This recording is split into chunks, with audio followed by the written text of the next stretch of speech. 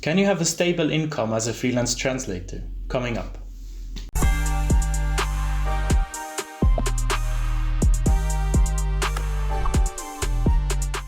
Hello and welcome back to the Freelanceverse. Thanks for coming back to the channel once again. Today it's time for another Q&A on the channel.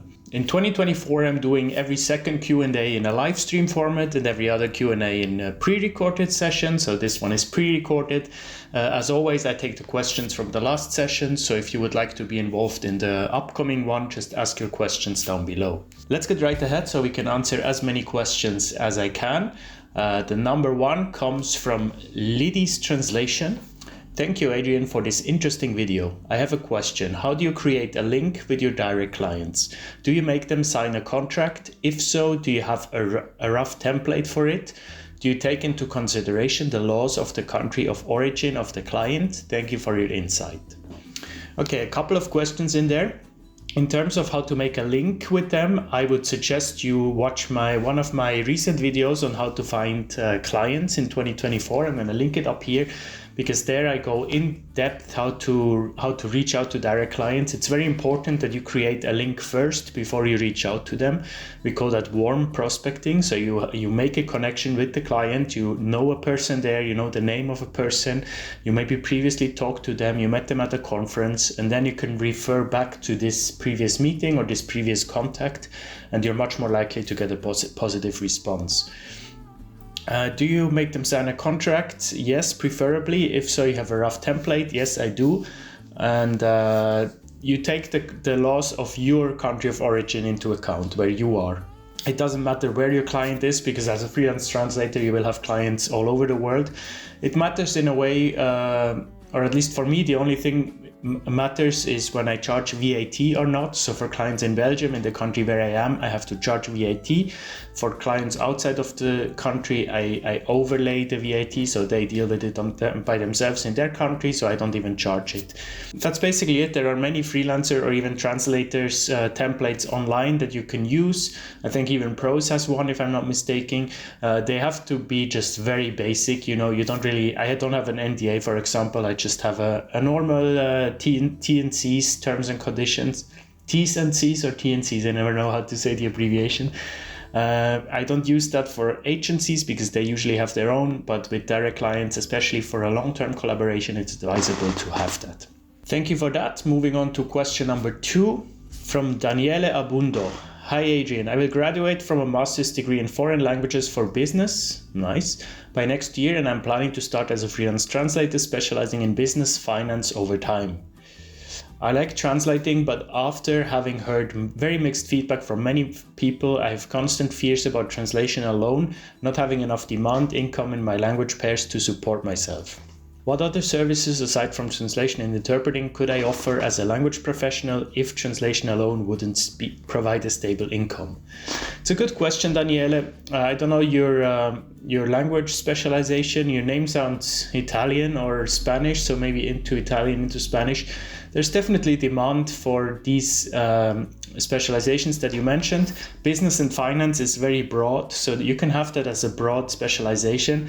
I made a video last week, I think, about how to find your specialization. So maybe go through these 7 steps that I explained there to narrow down what exactly you want to do within business and finance, because that's too broad. Like business especially, it's an incredibly big field, and if you want to be an expert in business, but you have to kind of decide which parts of business you want to go down on. What other services you can offer? There are endless services, right? Language services in general can vary from, proofreading, reviewing, editing, copywriting, translating, subtitling, transcribing, post-editing. What else is there? Ghostwriting, language consulting, interpreting, dubbing, voiceover. I'm sure I'm forgetting a few, but definitely don't limit yourself. Don't put yourself in the box as just being a translator. People like this term, so you can definitely call yourself that, but there are so many services you can offer as a language service professional. Tony HDTIS, I'm not sure how to say your name, asks about the last topic. This is a comment on a specific video that I mentioned, that if you have experience in another field, definitely use that to your advantage. He or she says, I'm a musician and I worked as a music teacher for about 8 years, but I don't think it is useful in the translation industry. Not a question per se, but kind of, it seems like it's a comment for help, if someone writes that, I don't think this is helpful. It's definitely helpful, right? 8 years as a music teacher, you know so much about music theory, about music in general. You can definitely make that your specialization, right? No question about it. It's a huge market. You don't need to specifically think of music teacher as your knowledge, but the whole world of music, sound engineering, sound architecture in general, right? It's definitely a great way to, if you want to pivot into translation, to have 8 years experience in a field. It's the best you can have. Next one is from Afshin Hussain. How many languages should I specialize to become a freelance translator? Okay, so usually people would work from maybe 1 to 3 source languages into 1, maximum 2 target language. So for me, I have 2 source languages, English and French, 1 target language, German. Within German, I have different services. I offer German for Switzerland, sometimes even Swiss German, and also German for Germany. So if you ask me, I would advise you to have 1 to 3 source languages and 1 target language. Depends a bit where you're from. This seems to be an Arabic name, so maybe you speak Arabic and then you have a different dialect within your country. That's great. You can offer services into standard and also into your country's dialect. This is always a good, you still have 1 target language per se, but then you have different splits and you can market yourself as a local translator for this country. But I know plenty of people who just simply have 1 language combination, English, French, English, Spanish. If that's where you can excel, if that's how you want to market yourself, perfectly fine. For me, I'm happy with my combination of having 2 source and 1 target. Human Poll 93, I think he or she has 2 questions actually. Do you recommend investing in a club or association where you can meet other translators? For example, here in Spain, there is a well-known translators club. You have to pay a monthly fee to join, but I think it has many advantages. Would you recommend it to someone who is about to become a freelancer? Very good question, thank you. I assume, I don't know the Spanish Translators Club, but I assume you mean associations, translators associations, because that's where you pay a fee and then you can join the community and the association. That's definitely a great way to go. I still haven't done it. I really should. I want to join the Belgian one and the Swiss one, but they both have, I don't know, it's just both, it's a process. You have to kind of invest time into it, and I had it prepared, it's in my calendar, but I still haven't gotten around to it. But that's definitely on my plate for this year. I recommend joining associations and clubs, but I wouldn't bother about it when you're just about to become a freelancer. This should not be something that's on your list as a first thing to do, You can, down the line, you can join these places. Mostly will have to have experience anyway. You maybe have to show a portfolio. So this is something maybe for your first, second, third year to join these places.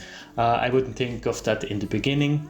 But it's definitely worth it because you usually get invited to events there. You can network. Networking is always good.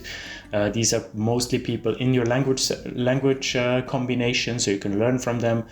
And people also sometimes go to these associations and look up in the register if they are looking for a specific translator. So you might be approached by clients as well.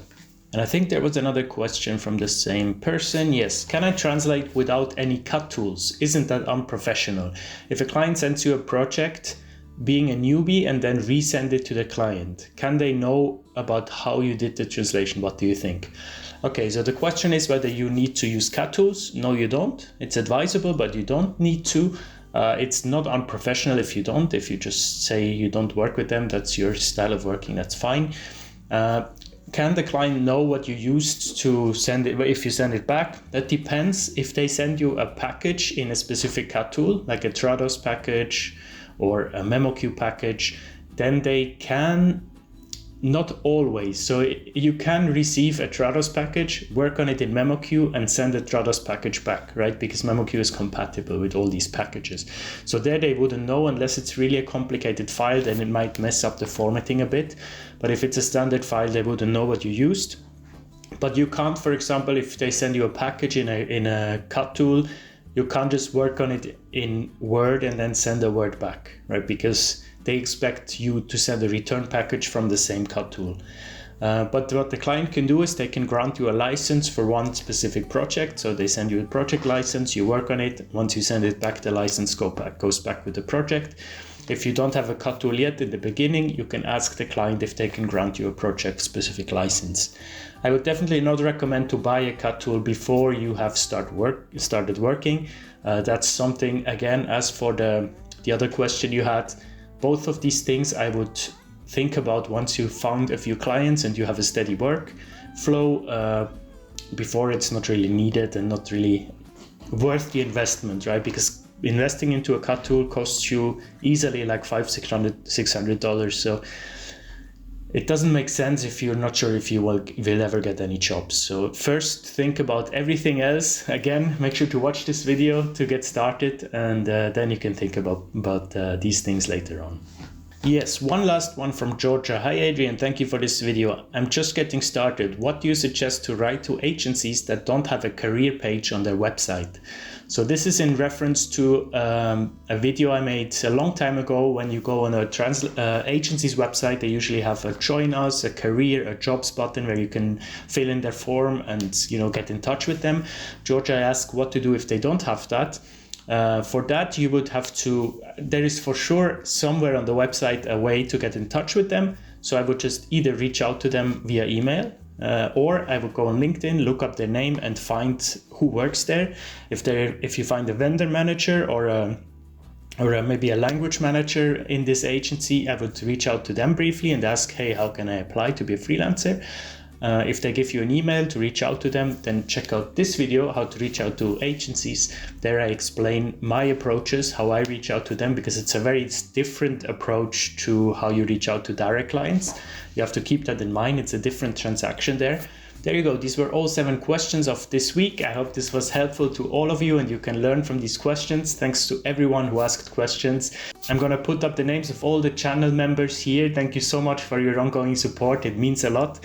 If you yourself want to become a channel member of the Freelanceverse, there should be a join button right next down there under my name.